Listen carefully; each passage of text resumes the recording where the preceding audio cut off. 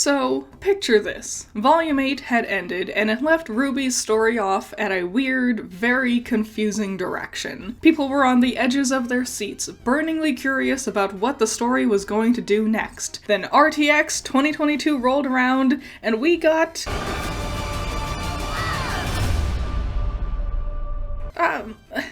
who wanted this? The RWBY x Justice League crossover films are generally considered to be not very good in the RWBY fandom. Even hardcore RWBY fans seem to be generally disinterested in these movies. You can tell because nobody ever talks about them, ever. The only time I ever see anyone bringing up these movies is just cute screenshots of Blake and Yang standing near each other or kissing or whatever. Right off the bat, I do want to say this. A lot of people will talk about these movies as if they're the things that ended Rooster Teeth. They're not. Far from it, actually. No, these movies didn't siphon money and animation efforts away from Volume 9. That's not how film production works. In fact, it's quite the opposite. These films kept the animation department alive for a little bit longer. After Volume 9 wrapped, the animators got to keep their jobs for a while as these movies got made. It didn't end Rooster Teeth, it helped pay the animators while Rooster Teeth was already in the throes of its swan song. Rooster Teeth was already very obviously struggling even before these films got announced. I understand why some people think these films hurt Rooster Teeth, because they definitely didn't seem to do much to help them. In the middle of one of their most divisive seasons for the show, and just before one of their most unusual volumes ever, this very sudden crossover wasn't exactly what people were asking for, which brings me back around to my original question. Who wanted this? Well, I can tell you. Miles and Carrie wanted this. Bane edition, yes, Gotham, you'll reckon. Oh. I walked into the room and went, well, hello, beautiful. Monty just got me this Bane mask. If you want to be like your hero Bane, here's all you gotta do. You had to roleplay one of Batman's arch nemesis. Who would you choose? It's been no secret that Miles and Carrie are very big DC fans, Batman especially. After Warner Brothers absorbed Rooster Teeth, I wouldn't be surprised if they saw this as an opportunity to finally play around with some of their favorite characters. Have their little action figures that they came up with hanging out and fighting with their favoritist character, Batman. Whee! I'm sure there were other factors, but long story short, it seems like the people in charge wanted this crossover, and general audiences were confused at best by these decisions. Now, I've wanted to review these films for a long time, but I knew it was going to be a challenge to actually talk about them. Because, unfortunately, I really don't like these films. I'm not really a huge fan of crossovers to begin with, but I really wanted them to be good. I like RWBY a ton, and I like DC a ton, and I really wanted them to do something really cool and fun with these characters, but unfortunately, no. And it's not like a normal bad RWBY thing. Like, I've reviewed volumes 8 and 9, pretty mixed views on those volumes in general, but those reviews still have tons of sections where I talk about the things I loved, the things that I felt like were done really well, but I can't do that for these films. There's virtually nothing, I think, that was done positively for these movies. It's so bad that I realized I can't do my usual style for reviews. Usually I have many sections that encapsulate various details, but that's not gonna work here. Every single scene, sometimes every single line of dialogue, is so egregious that the only way I think I could accurately review these films is to literally go scene by scene and deconstruct the movies in order. So, here we are. We have 2 whole films to cover, and I've got a lot to say. Let's not waste any more time. Let's dive into the RWBY x Justice League crossover movies. So, very first thought. The hands look ugly. Opening on Clark's hands, these misshapen noodles, is not a great first impression. This whole opening sequence is actually one of the uglier moments of the whole film. Or maybe I just feel that way because I get used to the weirdly ugly looking things as the movie goes on. On top of their hands, their faces aren't always great. The girls in general have nice proportions, but Clark here really gets the short end of the stick. They did not do his cleft chin very well with this model. In general, his face looks looks too small for his head. They also have a bad habit of pushing expressions in a way that I think they're attempting to mimic a more anime/cartoony style, but the limitations of their 3D models mostly just make these expressions feel off. What are those things? Grim? It's distracting how insanely huge Yang's boobs are. Like, they are cartoonishly too big. I think they just goofed up modeling her outfit, and to compensate accidentally made her boobs 3 times bigger than normal, which makes me wonder, why didn't they just use her normal model as a basis for this? It's not a problem with any other character. There are other well-endowed women in the show and in these movies, but Yang is the only one who looks like a parody version of herself. The action in general is too fast and simultaneously too stiff. A lot of the animations are stiff, but it's more egregious in combat. You'll watch as characters bend weirdly, and it makes the flow of action feel stilted, but everything is moving so quickly you'll likely not even be able to tell what's even going on in any given fight scene. Anything hurt? Since when can Grim shoot laser beams? This is a dumb line, because lots of Grimm shoot laser beams. The Xifei Long, the Leviathan, hell, the Sphinx could shoot fireballs. The dumb thing is, Yang could have easily have just said, since when do griffins shoot laser beams? RWBY the show in general doesn't name drop their Grimm very often, but the griffins are one of the few whose names have already been said in the show. Griffins. Anybody got a plan of attack? It makes me believe they didn't actually know what was going to be happening in the scene, so they kept her line vague. What's your semblance? No one, ever, in the history of RWBY, asks someone what their semblance is. Especially not when they first meet each other. Blake didn't learn Yang's semblance until after living together for a whole semester at Beacon. RWBY never learned her own beloved uncle's semblance, the man who personally trained her to use her weapon, until she was 15. Do I think characters should be asking about semblances right away with people they're going into combat with? Yes, absolutely. But by all means, nothing in the show has ever shown that this is a common question to ask right off the bat. The voice acting in general is pretty fine with these films, but RWBY sounds far too disinterested for this to be a life and death battle with monsters. By the way, I'm Ruby, and that's my sister. We're supposed to take the Grimm real seriously throughout this movie, so her being so blasé really diminishes that impact later on. And Barbara as Yang really just sounds directionless anymore. Like she has no idea what range of angry to smarmy Yang is supposed to be at any given time. Well, that didn't work. So yeah, Clark wakes up in an unknown world and fights off some Grimm with Yang and RWBY. He's confused because he's not from this world, and we need to figure out what's going on. What's your name, kid? Yang has never said anything like this before. She's never called anyone kid. Superman.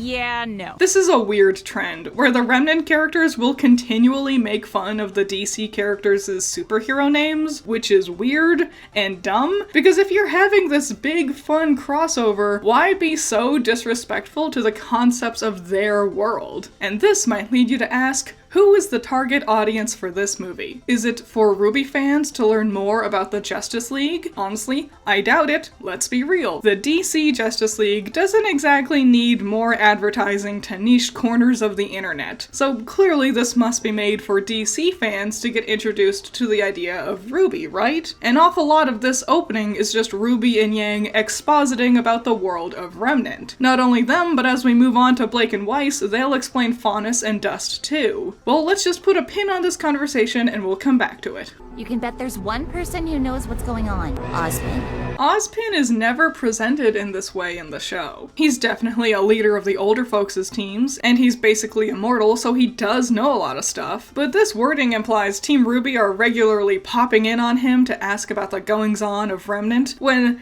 no, not only do they tend to lie to him and avoid him when at school, but after their school days, the team, and Yang in particular, freaking hate Ozpin. That bastard! Tell him we're not done yet! She does not trust that man whatsoever, so it's weird they're talking about him like he's some Professor Xavier-esque counselor for their hero work or whatever. So Kali actually got an updated design. She has more noticeable bags under her eyes and a fade on the inside of her ears. Also, this one random guard here also gets a noticeable design too, and it's weird because it's not Saber, a character we've been introduced to before in the show. It's just a new guy. I don't know, these little quality of life improvements and character modeling makes me think that the Belladonna family was planned to have a bigger role in the story. Or perhaps they're planning on using these models more for Volume 10. I like that Diana is really tall. It's a nice touch. This scene is an awful lot like the first one. Everyone's just confused and explaining the same things as their counterparts. This whole premise of the Justice League and Team RWBY are trapped in this odd place is really dumb, because it just means a lot of the characters are standing around explaining things to each other. Yeah, I know we need to set up and establish this world and characters for anyone who might not know otherwise, but, well, again, I'm going to put a pin in that. We'll get to it. So it looks like the CCT is down in Atlas. So Blake is like, we'll just go to Beacon and talk to Ozpin, which, like, that's going to take a while. Menagerie is nowhere near Beacon. Whatever, it's just a story excuse for everyone to gather together. I don't know why everyone had to start the story in different places, but here we are. It's Weiss. If not us, then who?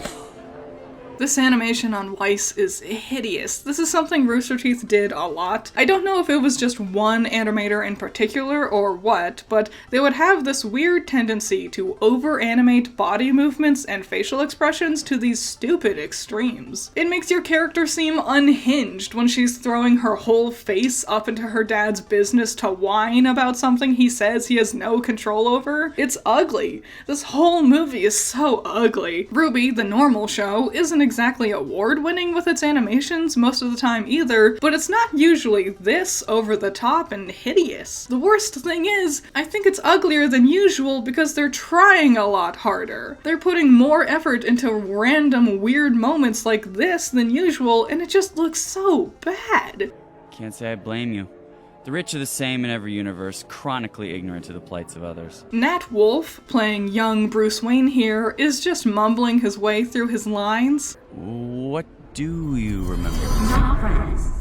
Family. Yeah, okay, so remember what I said about this movie maybe being an introduction of RWBY to fans of the Justice League who watch this movie because of them? Well, no, I guess not. This movie takes place in the middle of Volume 7. Like in Episode 4, when they have their training montage, non-RWBY fans would be completely lost about everything. We're getting all these flashes of things for 7 seasons worth of the show's content. It would be asinine to assume this would be a suitable introduction to the show. It's trying to summarize 7 years worth of show in just these flashbacks.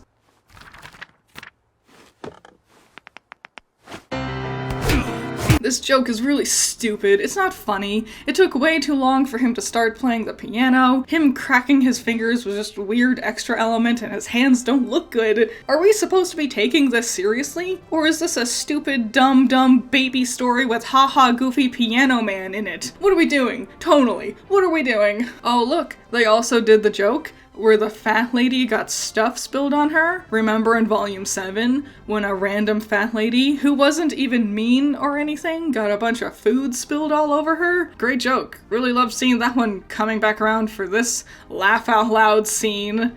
How are you not tired? They do this low frames thing sometimes. That's the only way I know how to describe it, where it looks like there's less frames or choppier animation, but they do this when they're attempting comedy, and I don't know why. It doesn't look good, it doesn't make the scene funnier, it just looks weird and out of place with the fully fluid characters, and it looks like an animation mistake. There's a way worse example in Part 2. I'll point it out when we get there. Does this place feel sort of empty to you guys? No. That's actually pretty normal for RWBY. It's because they're too lazy to put in background characters. Oh, remember what I said about Diana being really tall? I guess that was just a trick of the character placement. She's actually not that tall. In fact, Clark is noticeably taller, because all the boys always have to be taller than the girls. Remember how when Volume 1 was coming out, RWBY kept going on and on about how big and tall Pyrrha is, but they had to make sure Jean was still taller than her? Cool. We weren't teenagers before this. Okay, so this is a weird plot element, right? The Justice League have been magically turned into teenagers. Why? Well, there is an in-universe explanation, but outside of that, I guess so the cast are all kind of the same age range? It's just like it is weird though, right? On top of that, 15 minutes in and we're still sitting around having all the characters boringly drone out the same exposition stuff over and over. Semblances and dust. Semblances and dust. They go over and over these topics non-stop. Even the characters in the scene are bored of the topic. Why are we learning kids stuff? Hilarious, coming from the dork who didn't know what aura was his first year at Beacon. Yeah, just keep on retconning those characters, guys. With the non-stop expositing about RWBY's magic systems, the weird age-changing shenanigans, and the fact this film takes place in the middle of Volume 7, it just leads me to believe this movie should have been completely rewritten. And the dumbest thing is, they already had a perfectly good solution with the DC crossover comics. In the comics, the Justice League characters are just regular people in Remnant already, which is a very cool idea, actually. RWBY's characters are based on fairy tales and myths and legends, and this brings up the interesting discussion of, are comic book superheroes our modern day equivalent? Are current day legends and fairy tales? I think that's a really cool idea, actually. Arguably, we've already had characters in RWBY before who are based on Batman and Spider-Gwen. I admit, I haven't read the DC crossover comics myself, but this seems like an easy solution to all of these problems. If the movie is in the middle of Volume 7, only people who are already RWBY fans would be invested in watching it. But then, why are we slowing everything down to re-explain dust and semblances for the millionth time? People who do know all 7 volumes of RWBY would know all this stuff already. It's only for the benefit of the Justice League characters in the scene, but it's boring. 20 minutes in and nothing's happened. No one's talked to each other. It's all just bland exposition, bad jokes, and stiff fight sequences. Remember, students, there are grim in the forest. Fun fact, Oscar doesn't get to be in this movie, because why would he? He's only one of our main characters, a crucially important element to the overall plot, an already painfully underdeveloped character who was introduced late in the show, but of course, still no screen time for him, not even in any of our supplemental material. So Vixen and Green Lantern are struggling because they think they need their necklace and ring respectively to do their magical powers, an actually really interesting dilemma about the differences between magic that's inherited and magic that's channeled through an object. Unfortunately, this won't really be explored much, especially not by Vixen. Honestly, she might as well not be in this movie. She gets shafted big time, which is so dumb because she's so cool. And then my character fights the Justice League, and Jean beats the Justice League in a battle. Yay! Yippee! Honestly, I was amazed when I found out Miles and Carey didn't write this script, which is probably why we get sprinkles of weirdly out-of-place character lines. Sorry, I don't want to keep harping on their hands, but I think it's their thumbs? Are their thumbs too long? Is that what it is? It's so quiet in this movie. If there's no fight happening, it's dead silent in the background. That must be them. It's such a shame, because RWBY tends to have amazing background music. And also, this was a problem I thought they had fixed by this point. The lack of background music was an issue from volumes 4 and 5. By volume 7, it wasn't a thing anymore, and it's disappointing seeing this issue pop back up here, especially for such a prestigious occasion like RWBY's first movie. Also, it makes the pauses and dialogue feel bigger.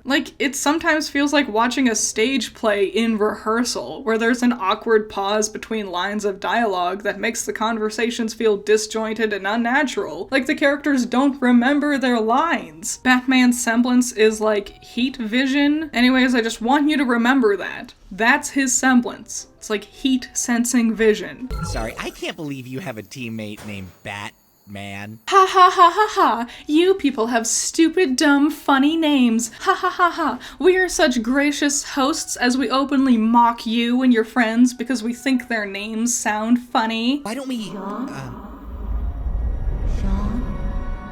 No! God, please, no! No! Boy oh boy, I can't wait to repeat this plotline for the 7,000th time, because RWBY can only ever do the same story beats on repeat, because they're creatively bankrupt and we're desperate to repeat the success of the earlier volumes. Just ask Penny. I'm not following someone into battle who's never been on Remnant before. Me neither. We aren't going without Bruce. Why are you calling the shots? This is weirdly confrontational of Team RWBY, especially Yang. After all, she's used to just sitting around and doing whatever the older people command her to do. Go on, Yang. Go back to following your orders like how you always do. Here, now, finally, nearly 30 minutes into the movie, we start to actually set up the personal conflicts the characters have throughout the film. Jessica can't find her ring and feels like she isn't useful. RWBY is struggling with taking lead of her teammates. There's beef with Cyborg and Ren over Nora. Jean is having PTSD about Pyrrha again. Batman and Weiss are trying to figure out what's wrong. And then there's the rest of the cast who's basically just here to fill screen time with flashy fights. Weiss jumps slightly backwards from an attack she didn't even get hit by, and her aura still shimmers. So,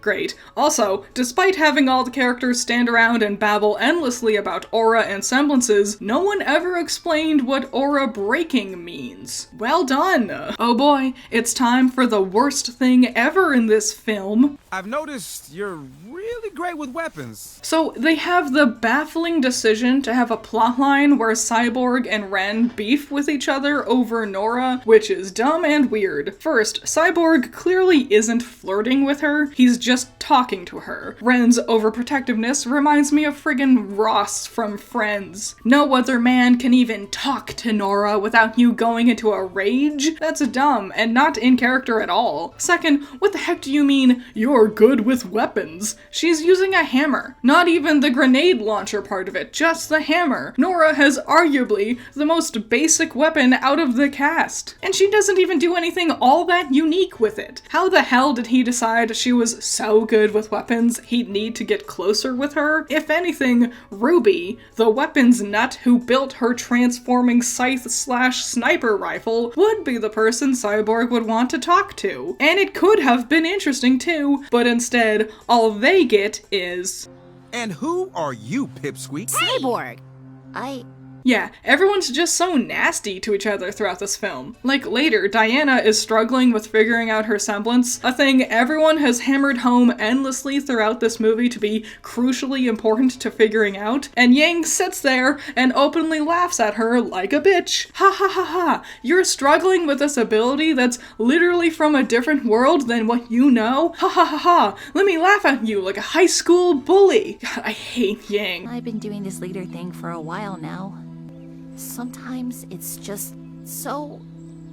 Knowing this is the specific problem RWBY's facing with this storyline makes the actions in the show proper suck even more. RWBY's openly struggling about being a leader. Good thing her nasty garbage sister Yang is here to tell her how she thinks she's doing a bad job. We said we'd follow your lead, but things haven't exactly worked out.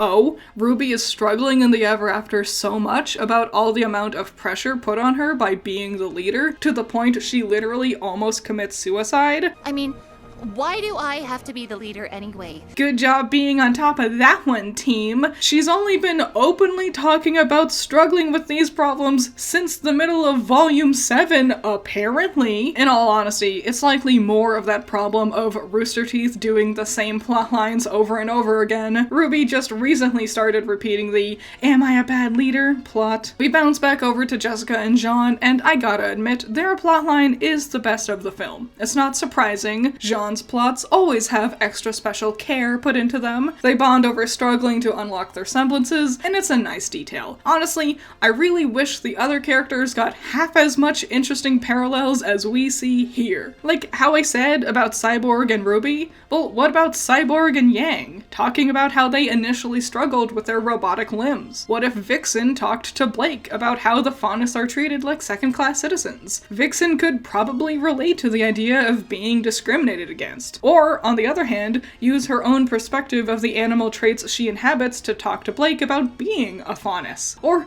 something! There's actually a ton of interesting potential with some of these matchups, but they don't do anything with any of them. How did you access it? A friend believed in me. No. A friend got critically impaled, and in your moment of crisis, you unlocked your semblance. I've made a theory video about this topic a good couple of years ago, but semblances seem to be unlocked through trauma, like a survival instinct. So having Jean and Jessica sitting around and believing in each other feels kind of silly, when semblances seem to only unlock through near-death experiences. Well, this piece of jewelry is really important to you, huh? It's my strength! It's the thing that keeps me together! I used to not want it. I didn't feel like I deserved it. I find it fascinating that Jessica only talks about her ring in a metaphysical sense. She talks about how she feels about it, what it represents. While it's cool getting to see her thoughts about who she is and how being a Green Lantern has shaped her into the person she is now, it's also not really what Jean is asking her about. None of the Remnant characters, Jean especially, know what the ring even does. They don't understand how or why it's so important to Jessica. She can sit there and wax poetics all she wants, but what Jean really wants to know is, what magic powers does it give you? Because that's all they really seem to care about in these specials. They hammer it home, over and over and over again. You need your semblance. You have to unlock your semblance. Semblance, semblance, semblance. Everything about the world of RWBY has been boiled down into, you need a superpower. And I don't know if it's because the writer doesn't understand the world of RWBY outside the idea of comic book style, everyone has a superpower, or if they're just too lazy to explore the actual plot-relevant aspects of Remnant, like maidens, magic, relics, etc. With how much everyone's pissing themselves over the Justice League unlocking their semblances, you'd think characters like Torchwick, who never unlocked his semblance, or Mercury, who had his semblance stolen, would be a real oddity in their world. So, real talk, this scene with Yang and Blake talking to Diana is absolutely horrible. Basically, every single line of dialogue is some sort of contradiction to canon or asinine in another way. I don't have to imagine gauntlets to fly or a lasso for strength. Those are powers you have on your world? Yang. There is an immortal witch in your world. She's your main enemy. On top of that, your headmaster is an infinitely reincarnating man. There's magical relics that can summon genies, and 4 magical women who can control real magic. A feat that you yourself have been amazed with multiple times. Flying gauntlets and a lasso don't sound all that fantastical in comparison. Grimm are attracted to negative emotions. You have to stay focused. All the time. Just about. Yeah, no. These kids in particular are the most emotionally volatile people in the world. Yang goes flying into a rage at the drop of a hat, and Blake, Miss Revolutionary Crybaby War Criminal, is a whole can of worms all on her own. Yang and I didn't exactly get along at first. Well, that's just not true at all. Blake and Yang got along pretty fantastically. They had great chemistry in the forest, and even got to crack a few smiles with each other. By all means, aside from Ren and Nora, who are childhood friends, Blake and Yang had the best partnership out of the whole bunch. At most, she might be referring to Blake being dismissive when reading her book the night before, but even then, they didn't argue or anything. They were mostly just disinterested in each other. They're my teammates. They didn't grow up like I did. They don't always understand what being a warrior means. They sound lucky. Batman's parents got murdered in front of him. Barry's mother was murdered, and then his father was wrongfully convicted for that murder. I guarantee, take any member of the Justice League, and you could not call them lucky. Once that terrible scene is done, the fight scene that follows is actually pretty amazing. It might be the best fight in the whole film, actually. The aerial setting is a unique challenge for the characters to face, and makes them get creative with their arsenal of skills. Also, listen to that background music!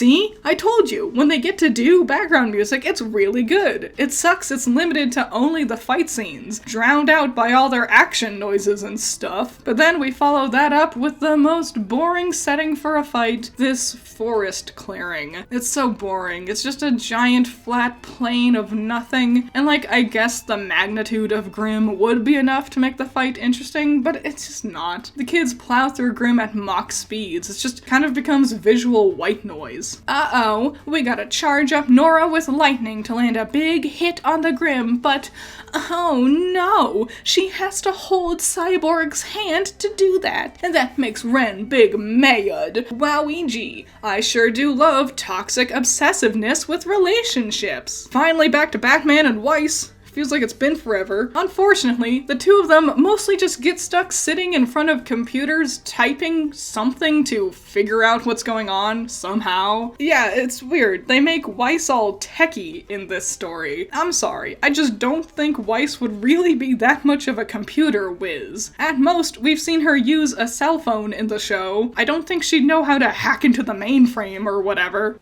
I didn't realize how much I missed this place. And for our next plot beat, nostalgia bait. Look, it's Beacon, and look, it's Pyrrha, because we just keep on repeating the same old things over and over again with this story. Watch RWBY Chibi, or read our mangas, because we miss the old days when the show was a school slice-of-life adventure, and we're desperate to repeatedly remind you and ourselves of those better times. Fun fact, Jean has no eyebrows when he hugs Pyrrha here. Pyrrha locks them in a closet, and this is actually the real heart of the movie. Jean and Jessica dealing with her anxiety, supporting each other, proving she is strong and she doesn't need a ring to do that. That is what makes me think their storyline is the best executed part of the film. Boy oh boy, I can't wait to see how they follow this up with part 2. Let those who worship evil's might beware my power! Green Lantern's light! Oh, and she said the Green Lantern thing. Oh, it's so cool. Oh, it's such an emotional scene. Fun fact, I love the Green Lanterns. Oh my god, I love Green Lanterns. We aren't kids.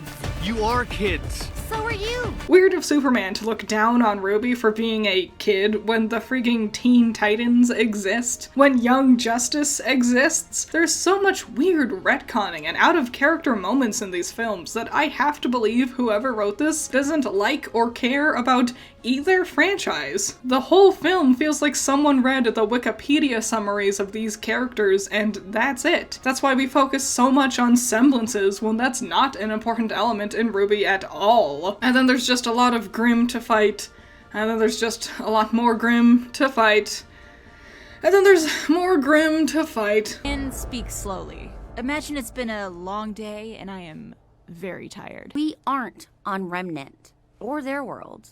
We're somewhere else. Yeah, we knew that. Yang, we've talked about this back in the very beginning, in Ozpin's office. Are you that stupid? You needed Weiss to slowly spell that one out to you? No wonder you're the worst character. Bruce, their world isn't your home. I have powers on their world, Diana. Yeah, on that topic of character retconning, Batman.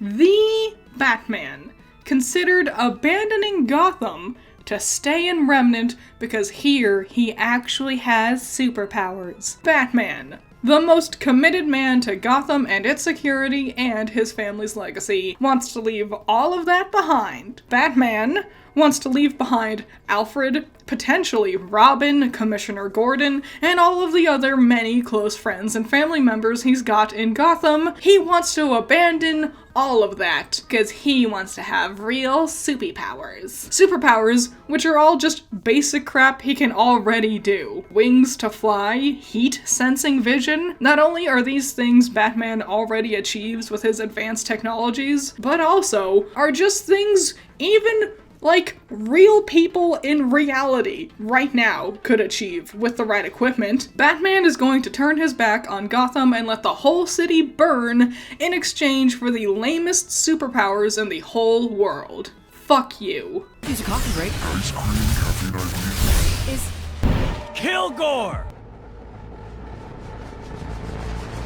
Oh no! Flash is the bad guy. That sure would have been more interesting if he had done literally anything of interest throughout the whole film. Flash and Vixen get sidelined so hard. This big reveal is super hollow and lame. It's like if Scooby-Doo unmasked the baddie and in the end it was just a character no one knew about. It's not satisfying for a story beat. Barry should have been playing a huge role in the story if they wanted this to be a real cool twist. Also, in general, everyone should have gotten a lot more time to just engage with each other and develop. A lot of this film is just characters fighting hordes of Grimm. Any interesting character dynamics are minimal. That's why Jean and Jessica's plot is the best. They don't fight a swarm of Grimm, they just have to work together. They talk to each other. Why do we have all of these characters? A whole ton of people waltzing around if none of them are going to get to develop or talk to each other. Basically, the last 30 minutes of this film is mindless fighting while Kilgore monologues. You'd think maybe they do something interesting, having the two speedsters fight. Ruby's semblance is also super speed. She doesn't use it a ton in this film, but it is her semblance. Having speedsters fight could have been really cool. Oh well. We just had to continue to babble on about RWBY is a good leader instead. Transform them into teens so they would be at their most vulnerable. This is the really dumb in-universe explanation as to why they're all the same age as Team RWBY's heroes. And it's really, really weird. First of all, they're 17. They never specify this in the film. RWBY at one time just says, "You look like you're about Yang's age." But yeah, they're dressed like the Beacon days. Yang would have been 17, maybe 18 depending on her birthday. RWBY is the only one who's 15 here, so what the heck is Kilgore talking about? Right with hormones and insecurities. Hormones and insecurities? I guess if you're just starting to hit puberty, that might be a thing, but a majority of folks hit puberty a lot sooner than 17 or 18. Also, the Justice League have gone through a lot of things in their many lives. I don't think something as simple and common as hormones would be tripping them up. This isn't even a thing in the film either. Like, no one talks about having these problems that you see with hormones or puberty. It's just a weirdly dumb excuse. It should have just been the Teen Titans. I mentioned the Teen Titans before, but I really mean this. This story would have been 100% better with the Teen Titans. I mean, they're already the same age as RWBY's girls. No weird shenanigans needed for that. But also, just in general, I think the potential character interactions we could have had with the Teen Titan characters would have been way more interesting than anything with these Justice League characters. I already talked about Cyborg bonding with Yang about their robotic limbs, but also, remember what I said about Vixen talking to Blake? I think Blake could have also had some really interesting discussions talking to Beast Boy as well. I think Yang and Starfire could have been a really cool combo. Or Bumblebee. Imagine that. Bumblebee hanging out with Bumblebee? That's funny. I'd be all about that. Imagine Raven hanging out with Blake and Ren, being a squad of moody, broody kids. Or, better yet, imagine Raven with Nora, the bubblegum high-energy optimism overload that Nora is, paired with the emo goth girl. That sounds infinitely better than whatever this garbage is they did with Cyborg and Ren's dick measuring contest. I know Oscar doesn't get to be a character here, but imagine if he got to talk to Blue Beetle. Imagine them getting to talk about what it's like having an incredibly powerful entity that lives inside of you, that became a part of you very unexpectedly in their lives. Most importantly, I think RWBY and Robin would have had a lot more interesting dynamics together, rather than just being, "Am I a good leader?" The discussions could have instead focused on the high expectations they're trying to live up to. The people that raised them did so many amazing things, and it's not easy for RWBY or Robin to constantly compare themselves to their predecessors' grand achievements. Imagine RWBY talking about Summer Rose and Robin talking about the Flying Graysons, losing their families, but finding new ones, and wanting to do everything in their power to protect these new families and the rest of the world. That would have been so much better. But no. Miles and Carrie are really big fans of Batman, so we got the Justice League. Oh well. Barry, now! They split Barry from Kilgore, and then he just hands Vixen and Lantern their necklace and ring. After going through the whole film, learning to unlock their semblances without their magical MacGuffins, we just undermine all of that and give them their stupid jewelry in the end anyways. Cool. No, really, it's great. Super great writing. Whoever wrote this should be very proud of this great decision. Then it's back to just fighting more Grimm. The only thing we fight in this movie are Grimm, and it's super boring. Grimm are chump change in the show, and I don't care how much you try to jazz it up, they are not an interesting or threatening force for this movie. What's worse is they're all the same. Yeah, they might come in different shapes and sizes, but they and every character fighting them all act the same ways. It makes every fight scene feel boring and samey. You got a plan, kid? I just might. RWBY's plan is friggin' stupid. Everyone just keeps on fighting the same as they have been, but while that's happening, RWBY takes a really long time to fly around the perimeter of the tree line. Also, to nitpick, at this point in time, she didn't know she could carry more than one person with her in her semblance. That wasn't until Volume 8 that she figured out how to do that. So she spends a super long time getting over to this side of the arena while everyone else does all the grunt work, just to drop Jessica and Jean off, where Jean briefly charges up Jessica's semblance, and then she magically appears right in front of the Grimm anyways, and glows a lot, and it's dead now, I guess. That was RWBY's grand plan. I'll be honest, I think Jean could have just charged Jessica up right from the get-go and save everyone a lot of time. Oh, how do we get home? Piddle around on a computer, and Green Lantern can just make portals to different worlds. Sure, let's just rush everything right at the end. Apparently, Lanterns is just a Deus Ex Machina for the plot. Thank you. To the both of you. I respect you. That was it. That was how they wrapped up the Cyborg with Ren and Nora plotline. Ren didn't apologize for being obsessive, and no one apologized to Nora for acting like she can't have her own autonomy. Yeah, it's just super great stuff all around. Someone created it. Someone from our world. OMG, a computer whiz is behind this conundrum? Well, golly gee willikers, I just wonder who could it possibly be?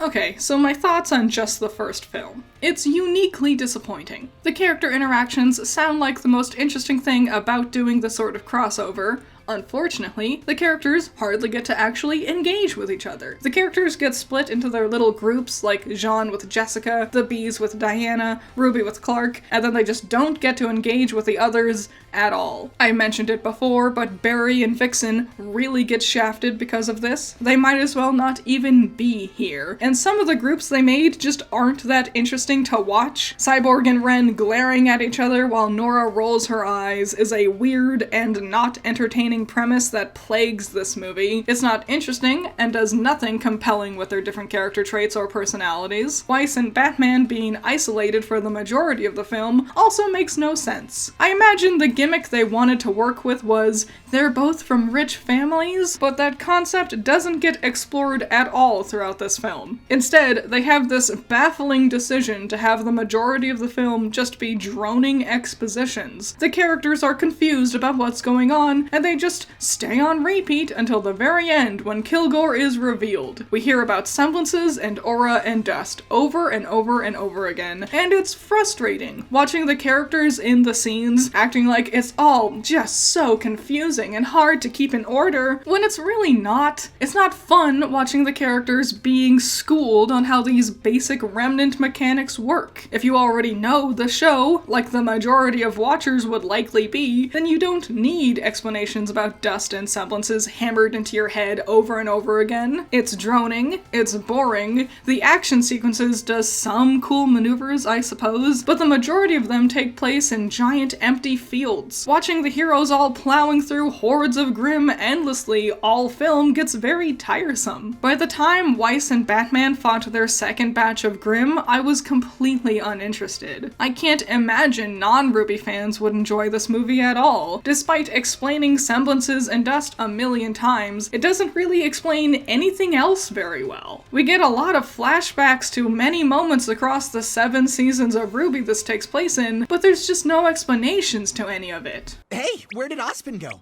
Or wait, was it Oscar. We're not gonna explain the reincarnating thing? We're just gonna roll right past that? We also don't get to see any of the RWBY characters in a very positive light in this movie. Blake is honestly too quiet for the whole thing. Just like Vixen, she falls into the background. Yang is constantly snide and insulting to the DC heroes. RWBY gets bodied non-stop. She is always getting battered over by basic-ass Grimm, and she spends the whole time blithering about being a good leader. And then all it takes is one pep talk for that plot point to get resolved. Ren is a pissy baby all movie, and Nora is similarly constantly frustrated. I guess Jean is fine, or at least he's the same as usual, but Jean's usual is being overly theatrical and falling into depression fits over the same dead girl for the millionth time. It's such a shame. These two worlds colliding sounds like it would be so much fun. There's so much cool, interesting potential, and instead, we get this chore of a film. It sounds like the person who wrote this movie had no interest in this story. I feel like they were overwhelmed by RWBY's magic systems, and so they made it a big deal to over-explain it, all the while having the characters in the scenes being similarly befuddled by RWBY's basic world-building concepts. I really just can't get over how hung up the story is on its own magic system. But anyways, let's dive into the second part.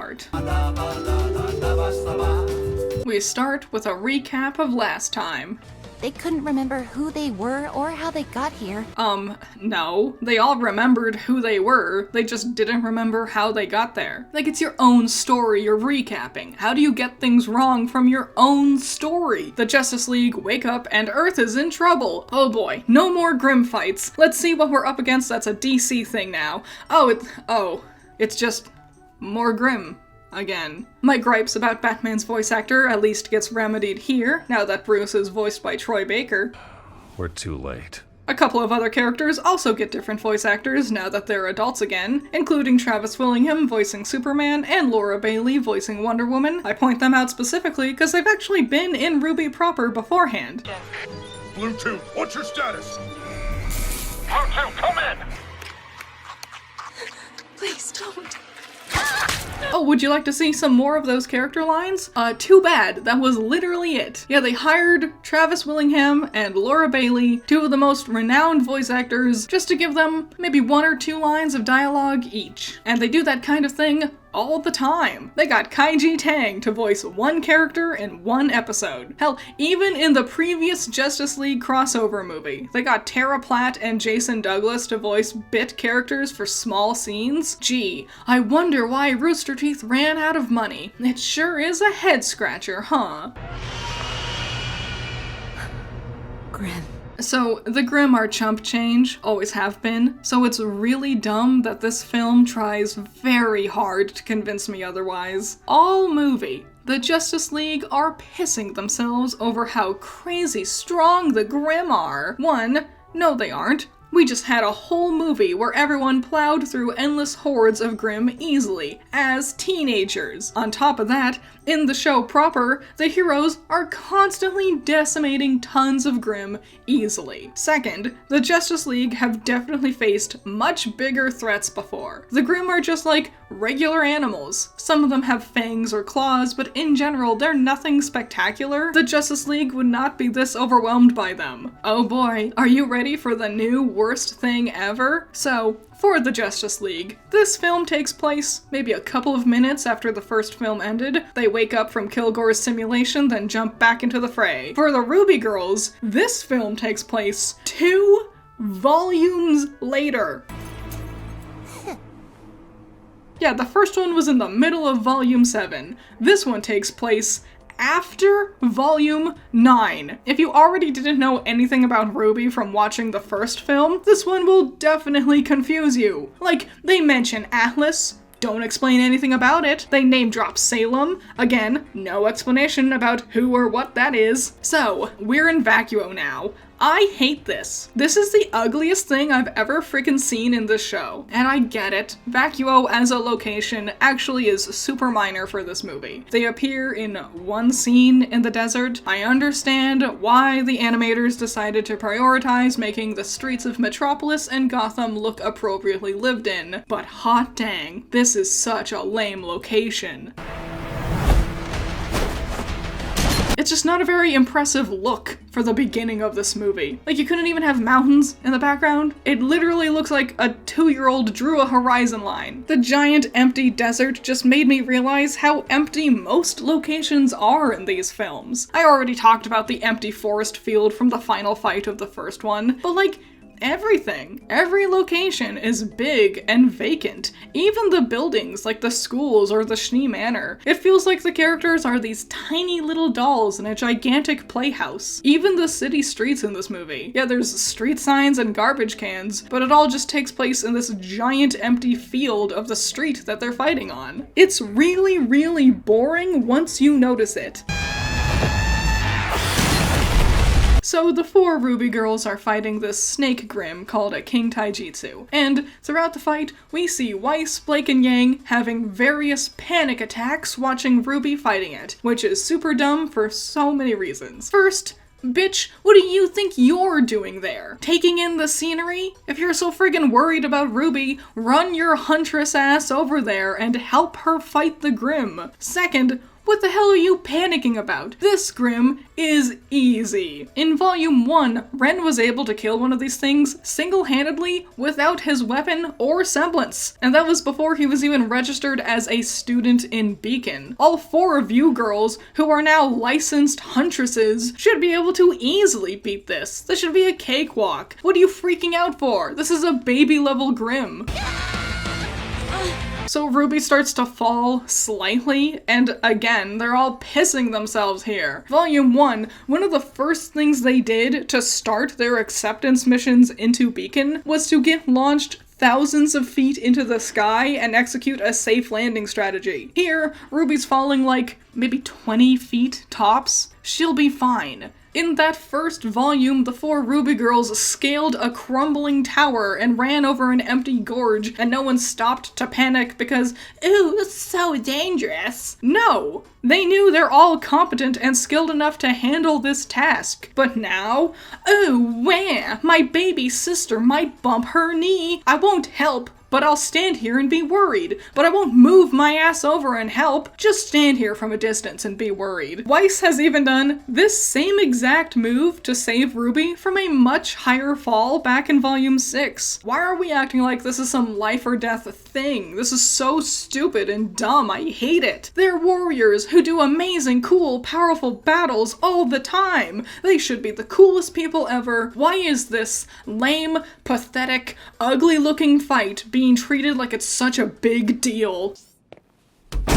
Uh-oh, Yangry's getting angry. I love it when people resort to large acts of physical violence to display their anger, like punching holes in walls and slamming doors aggressively. It's definitely not a sign of someone who can't regulate their emotions in a safe, non-violent manner. How about we head down Rockaway Pass tomorrow? Aren't Grim blocking the road? Take out the Grim and reach the next stop on patrol even faster. RWBY, you can't keep doing this. This is so horrible and dumb. If you haven't seen Volume 9, this is RWBY finally feeling good and motivated and happy after having a very near suicidal event. And here comes her big sister Yang to rain on her parade because that's dangerous. Which, no, it isn't. This is literally your jobs. They went to Beacon to train to be huntresses, and then they became licensed huntresses, and now here they are whining and bitching because they actually have to do the job huntresses do, fight the Grim. Again, something that is chump change. Seeing Blake and Weiss being like, oh no, we can't go over to Rock Ridge, there's Grim over there. This is like if a firefighter was standing there going, I can't go to that building, there's a fire! Yeah, it's your job to get rid of that threat so people who don't have semblances and giant weapons can get to safety. This is so freaking dumb. When Salem gets here, we need to save our strength so we can save Remnant. Also, we need to save our strength. What do you mean? Killing some Grimm isn't going to make you too tired to fight. Resting a little can replenish your aura pretty quickly. You've been fighting Grimm non-stop all throughout the entirety of the show, and it's never hindered your progress or anything. Because your aura also heals you. They went over aura a million times in part 1, but we just forget the tidbit that it heals you, gives you your strength back. We can't fight these monsters. We need to wait until the big bad guy shows up. Imagine if Batman refused to arrest any mugger or pickpocket or thief or any of his other Rogues Gallery villains because he only wanted to save his energy to stop Joker. It's so asinine. I can't believe this story is about a hero who's being berated for being a hero and is being told that rather than helping people with your super special skills and abilities, you should selfishly hide yourself away and let other people get potentially hurt because, oh well, eventually there might be a big bad threat sometime down the line. We don't know when. It could be years from now. Garbage. Actual garbage. Uh-oh, SpaghettiOs. Batman got poisoned. Also, it looks like Barry is... Flash, did you see something? No. kind of going through something. Atlas, our home. It fell apart. And he didn't care. Oh, do you appreciate your crumbs of Weiss development? She didn't get any in Volume 8, got maybe 2 sentences worth in Volume 9, and now, here's the only other time we've gotten to see Weiss actually be a unique character outside of the plot. I sure am glad it's trapped in this supplemental material. The Justice League figure out a way to call Team RWBY, like, interdimensionally, somehow. Science, magic, whatever. Honestly, it's not important. Are Jean and his team with you? No, it's just us. So, like, yeah, Ren, Nora, and Jean aren't in this movie at all, and it's really weird. On one hand, I was like, oh, well, we'll get a lot more DC characters this time around, like Black Canary, and quite a few villains chip in to help assist the Justice League against the Grimm too. So I guess it makes sense there'd be more RWBY characters in the RWBY half of the story, and more DC characters in the DC half. But then on the other hand, there was still 7 whole DC characters in Part 1, versus Part 2, where it's only the 4 RWBY girls now. Also, we really didn't get a lot of other RWBY characters in Part 1. Mostly just really small cameos here or there. It's just weird and a bit disappointing. Team Juniper are main characters. They play major roles in every single step of the story, so it's a shame they got excluded here, especially since I think there was untapped potential with them engaging with the Justice League more. This doesn't even fix the problem of cast bloat that the first film had, because, like I said, there's a ton more DC characters popping in on this one. It's just lame, honestly. We need more information. We go to their world, figure out who Kilgore's working with. Oh look, it's that one part I mentioned. Remember in the beginning when I said they do this low frame rate thing they do? This is the more egregious example I was talking about. And it's just like, so not funny. It's just distracting, really. The first example felt like an animation error. This one looks like they just got lazy. Team RWBY need to computer their way into the DC world, but a bunch of robots pop up to fight. There's like 50 of them attacking RWBY. How did all of them miss? She's not even moving fast or hiding behind anything. Come on. Finally, they managed to make their way into the Justice League's world 20 minutes into the film. 20 minutes in, and now we can finally start doing something.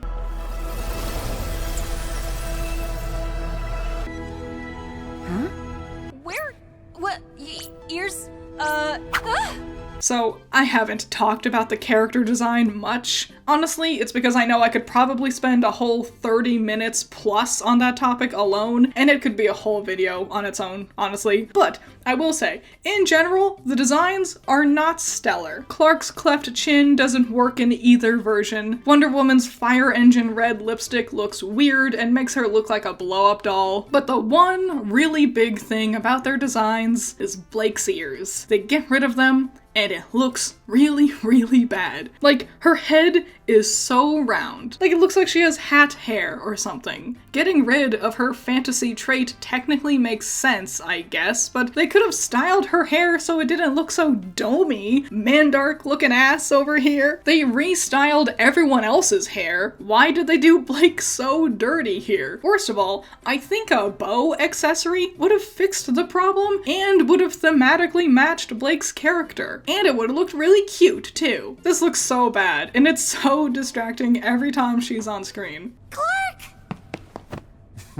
So, I don't think they aged up Team RWBY in this version. I'm pretty sure Ruby has confirmed the girls stay their same ages in this movie. But it's weird, because like, they do look different. Like, Ruby's face shape is different, and Yang's whole body has completely different proportions. It's weird that we had a story about the characters changing shape and age, and then we have a follow-up where they change shape, but their ages are meant to be the same, presumably? A lot of people thought Team RWBY got aged up in this story, and I don't blame them for thinking that. Also, it really hammers home how this story is about 17-year-old RWBY befriending a 30-year-old man, which I'm gonna say it is weird, but in a RWBY specific way. There is an underlying theme in RWBY that pops up every now and then that's very much kids rule, adults drool, kinda. We've been in bad situations before, and we didn't need an adult to come save us or tell us what to do. It's not brought up directly very often, but there is this idea that, like, the older folks in charge are messing things up with their complacency or their old tired methods, and the new kids are here to shake things up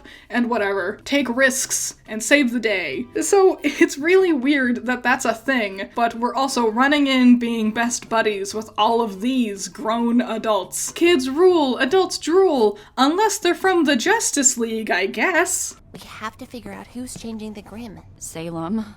Dr. Merlot. Blake referencing the video game exclusive character is a neat cameo, I guess. But, like, the show already has a problem with its spin-off and supplemental materials being labeled as canon adjacent. It makes keeping track of everything in the show more and more difficult than it needs to be. I wish they weren't afraid to just have a spin-off be basically an Elseworld scenario. But we've had years of training with our semblances and weapons to fight Grim. With them gone, you want us to fight with what? On one hand, I think it's weird their weapons didn't get to come to the DC world with them, but on the other, I think it's really, really cool how Team RWBY needs to repurpose old villains' weapons instead, and I honestly wish this plot point had a lot more focus, because I think a montage of watching the girls deciding on what weapons to use, and the Justice League schooling them about the various baddies who used to wield these weapons, could have been a lot of fun. Oh well, we have a plot to tackle, gotta get a cure for Batman and kill all the Grim. We should figure out what our powers are here. What makes you so sure you have powers? Well, you all have powers. Again, it's just the obsession that the characters need to have super abilities. It's the main focus of both films. Movie 1, there was an endless pressure about the Justice League characters unlocking their semblances. And now, here, immediately, the girls are talking nonstop about getting their own super abilities for here and now too. Boiling down both of these universes into what superpower do you have just tells me that's how the writer views these stories. Not as vehicles for characters to explore, not interesting depths of lore and development, no. It's just a sandbox for magical crap to happen. Characters, whether it's from a fantasy-forward story like RWBY, or a superhero team like with DC, are more than just their powers and abilities. People like characters like Vixen, Wonder Woman, or whoever, not because they have super strength or can fly and do cool things. People like them because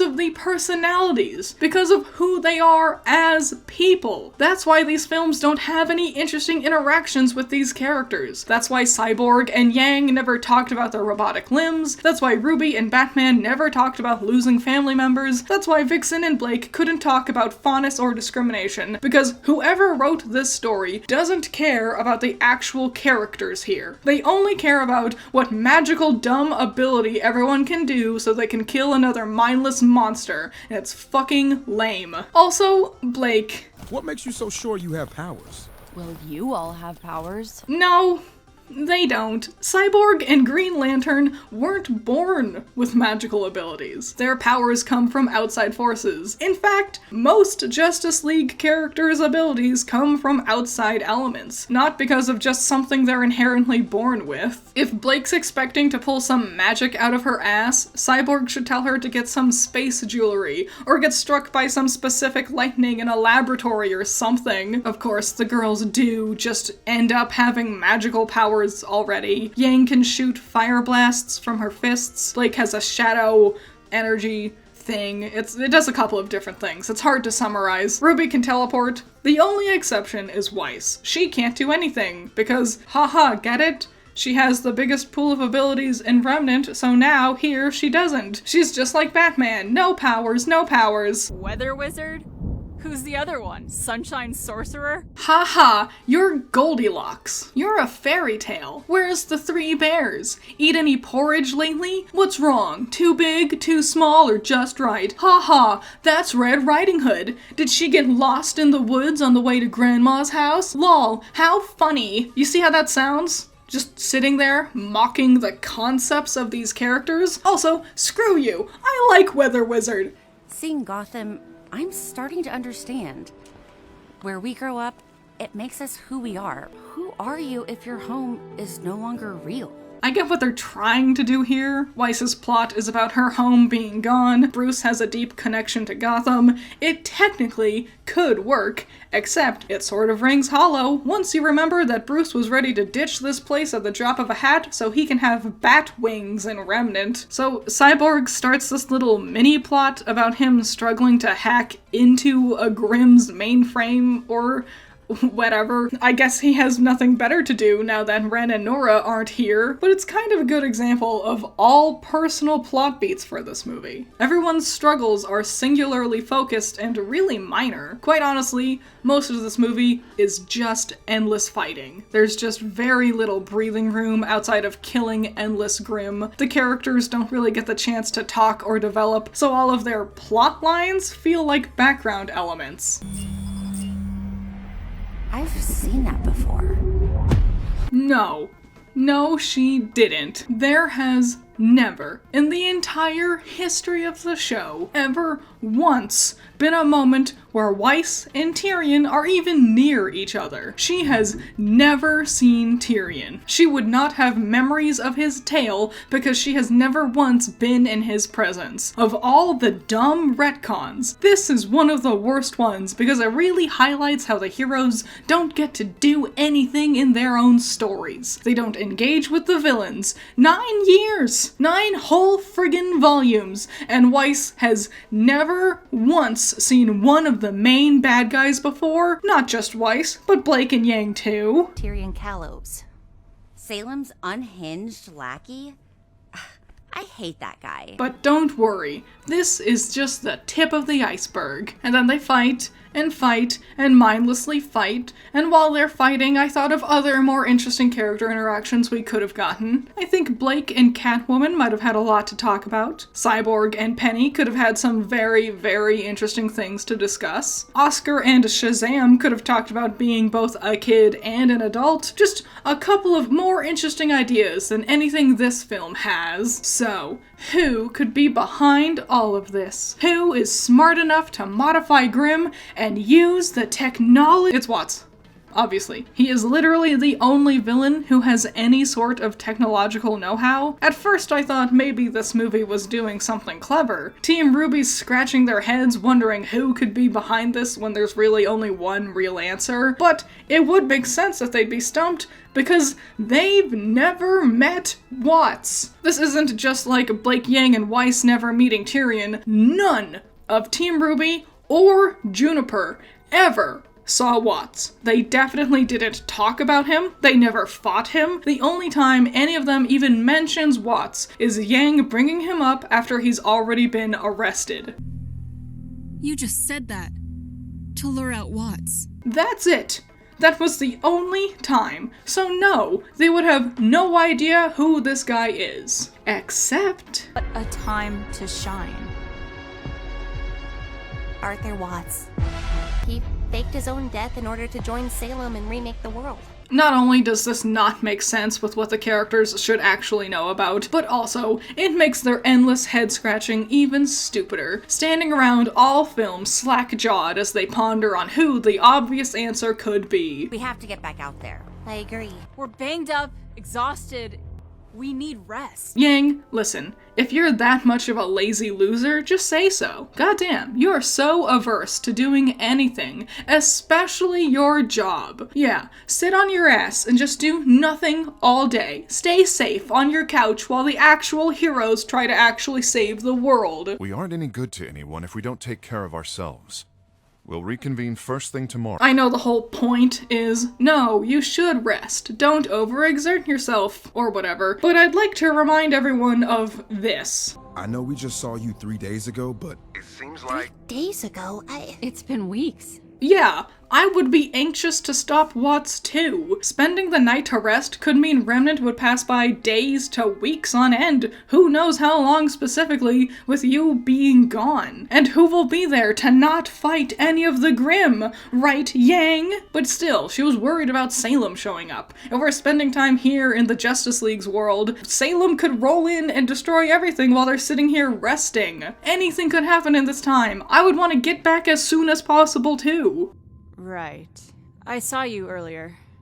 Running through Central City? No, Weiss saw him earlier. Don't get me wrong, I appreciate the fact these two characters are actually engaging with each other. Because of some plot stuff later, it makes sense that these two should have a heart-to-heart, but also, it is kinda weird. Yang didn't talk to Barry at all in the first film. And here, she's a weird choice to be trying to give him advice about his Kilgore PTSD. Like, it could have worked. Yang has her own trauma she went through, but she doesn't talk about that stuff. And also, what she went through isn't really that comparable to what Barry went through. It's all just very clunky. This anger you feel, it doesn't just affect you. It affects everyone who loves you. Oh, you'd know all about anger, right, Yang? This whole little section is actually the only real moment for the characters to sit down and actually talk to each other a little bit, but every conversation feels so vague and surface level. Fun fact, Cyborg's arm is a cannon throughout the whole movie, even when he's typing. Would you believe that RWBY got popular because it's very impressive transforming weapons? You'd think they'd be able to. No, I don't know. At least give him 2 hands every now and then. Changing his model a little bit to give him hands was too much to ask? Really? Kilgore doesn't like how pushy Watts is, so he wants the Justice League to help stop him. Oh, I guess I should talk about Watts being alive? I don't know, there's not really much to say. It's weird and dumb and doesn't really make sense. Honestly, with how much they talk about Merlot, I think that actually would have worked a lot better. He wanted people to understand his genius. They wouldn't know that! Okay, I can't harp on every instance the girls talk about Watts as if they'd know anything about him. It would fill up the entire rest of the review. It's a lot. And it's annoying. A silly, goofy, dumb retcon that shows how poorly written the villains are in the show proper. Good thing Team RWBY spent all that time fighting their own allies rather than engaging with any of the real villains. The antidote.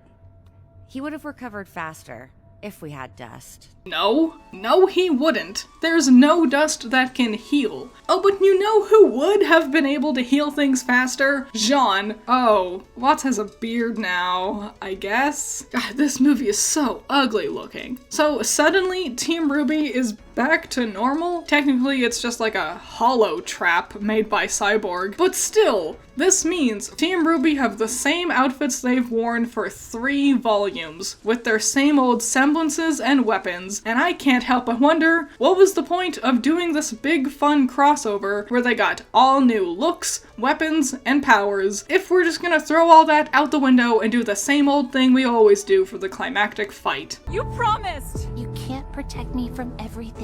I'm not gonna leave you. I'm not Mom. And I'm not Raven. Oh, so they've solved their little argument they've been having, and what a surprise. Of course, it was about Yang's mommy issues. Because it's always about her mommy issues. Because we just have to keep on repeating the same old plot points over and over again. Right, Penny? Also, we have this great big crossover with this whole roster of unique, different characters, and the only emotional plot beat is just with RWBY and Yang. They could do this at any point in time. What's the point of all these DC heroes being here if it's not going to matter to the character's development at all? Well, I know why it's RWBY and Yang. It's because they did a really bad job with their development in Volume 9, and their writing is reactionary. And that's why this thing is about how close RWBY and Yang are, and that's why RWBY Beyond was about how close RWBY and Yang are, because they realized they did a bad job with the sisters, and Yang is this horrible monster of a person, and now they're desperately trying to retcon that by retroactively changing things with these spin-off materials, and it just... I wonder why Rooster Teeth shut down. So Yang gets possessed by Kilgore, and this is that thing I alluded to earlier, about Yang and Barry talking to each other. I like the idea of that scene, because there could have been something here that went somewhere with that. Two problems though. First, nothing they talked about really gets brought up again. Barry doesn't try to reach Yang inside of Kilgore or anything. He just convinces Kilgore to jump back into him, which does show his own growth about the whole event, but still, Yang's personal involvement with this plotline was irrelevant.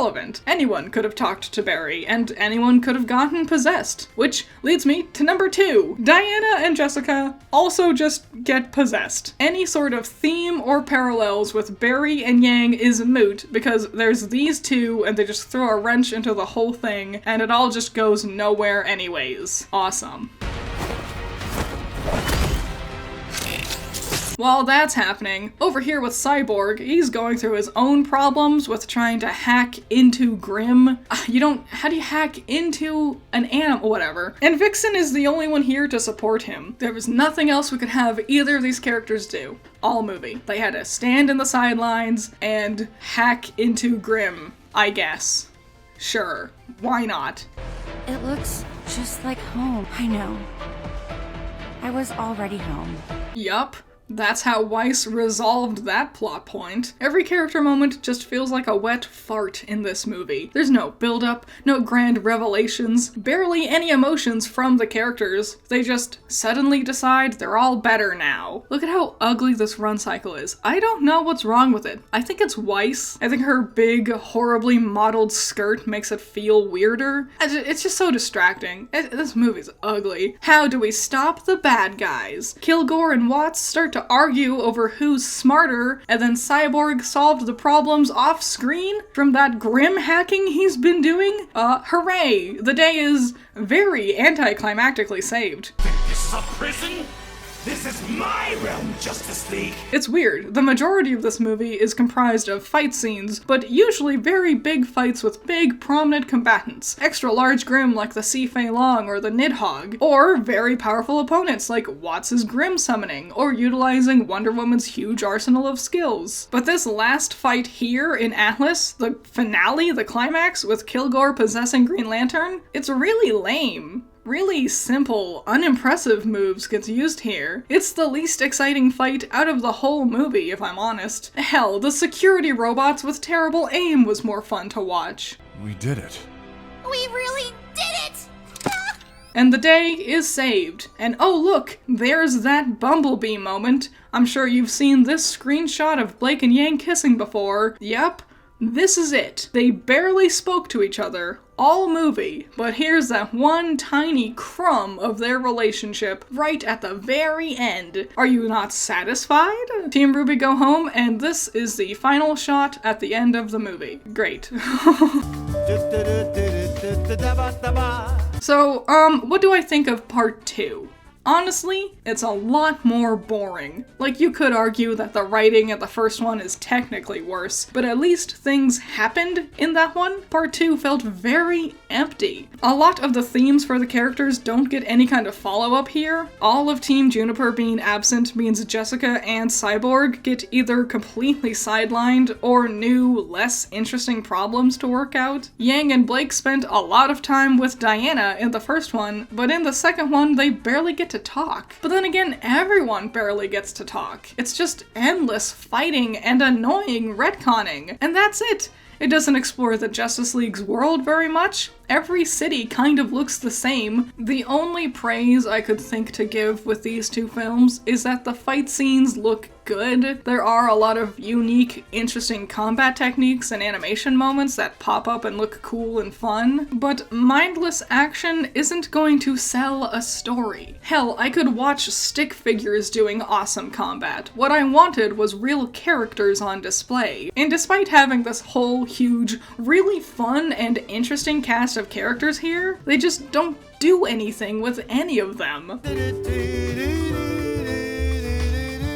Megan Fitzmartin wrote these films, and I'm sorry, maybe someone else should have taken over instead. I never got the sense Megan really cared about this story. I felt like she was painfully uninterested in the characters, especially from the RWBY side of things. Looking through her IMDb page, I'm not even sure why they chose her to write these films. Most of her credits are for random single episodes for various kids' cartoons. Her most noteworthy writing credits are episodes from podcast series. Writing a single episode of a cartoon or writing for a podcast is very, very different than writing for a whole film, let alone two. Carrie Shawcross directed the first film, which is probably why it's more noticeably stilted with weird moments of over-animated or exaggerated actions. I'm sorry, I just really don't like his style of directing. It's really basic and feels very stage play-esque. He never plays with the full 3D space very well. The second film was co-directed by Destin and Issa, both of who already directed for RWBY proper as well, and both of who I think are very good. They tend to play with the camera a lot more, especially with their 3D models getting in close or flying far away. There's a great sense of scale and speed with their directing too. It's confusing though. The directors are all RWBY directors, but none of the RWBY writers worked on this story. I wonder what happened here. And don't get me wrong, I actually usually really support the idea of new writers working on RWBY projects. Adding Eddie and Kiersey to the main show's writing team has been phenomenal. The mangas and books add unique and refreshing changes of pace for the characters, but here, I guess this one was just a miss. But I think one of the main problems that might have affected the writing of this story is the confusing decision to have these films take place so late in the show's runtime. No wonder the writer was hung up on the world building and lore explanations. They're trying to wrap their mind around 7 years worth of content just to tackle the first film. It just feels like a silly decision, especially since the first film has all the Beacon kids being, well, kids. I don't think it's so bad being a kid. Age isn't what makes a good leader, right? This premise of, it's okay to be a kid, feels hollow once Team RWBY pop out of their containment units as a squad of 19 to 20-year-olds. Yeah, that's another thing. I'm not sure if the writer realized just how old everyone actually is in these films. We're talking about being a kid when we're looking at a bunch of near adult age 17 to 18-year-olds. And then all that gets dropped immediately with the second one, which is probably another reason that one felt more boring. At least with part 1, I can say this story was about embracing being a kid at heart, but the second one, I don't know, it was just endless fighting. Action for the sake of action. The equivalent of jangling keys in front of your face. Long story short, I don't know why this was the direction they went for these films. It's too confusing and tackles too many unexplained elements from RWBY to interest non-RWBY fans. But then on the flip side, there's a million retcons and out-of-character weirdness that RWBY fans would be irritated with. The cast feels bloated and the interactions are minimal or weird. The action is nice, but the character models are ugly. The stories are really basic and don't explore the fun or interesting parts of either story's worlds or characters. It's lame. That's all I can really say. For being RWBY's big crossover special, their first ever film, it's all just really lame. Who the fuck are you? Who the fuck are you? I asked you first. I asked you second. So what, this was just a really awkward pep talk? Yeah! Fucking get over it! It's been like 8 seconds! What the fuck is this kid doing? The voices! Hacking photosynthesis. I'm in. Shadow, it's me, the devil. I'm here to convince you to do sin. Let's take a look-see. Hate your hair. Not likely. Yikes. Yikes. Yikes. You better not mess with my gang, or you'll be messing with Oopie Goopy, General Munchkin Man, Lil Jim Bob, and worst of all, Larry. Shadow, you're an asshole, man. You are what you eat, Sonic. What the hell? Shout out to my $10 patrons, you're all amazing. Andrew, Valhalla Knight, Chamomile, Classy Critic, Genital War Thunder, Jake, Amber, Hype Man, Scaring Crows, Not All That Evil, Holly, Messiah, Jacob, Ben's Sketchbook, Rain, Omega Fighter, Trash, Wild Pilot, Josh, Twisty, Juan, Bunkin Duncan, Hoodie Angel, Ranger, Hut Mutt Butt, Cloudy Days, The Enigma, Primaroon, Overhypen, Curse Knight, Plague, Unspoken, Tyrene, and Thanos. So yeah, what do you think of these movies? I know no one who likes them. If you do, tell me why. Like, for real. I mentioned the character designs. Who do you think gets the best or worst designs? I think Blake is the worst, but let me know what you think.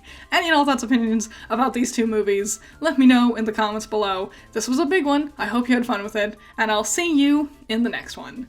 Bye bye.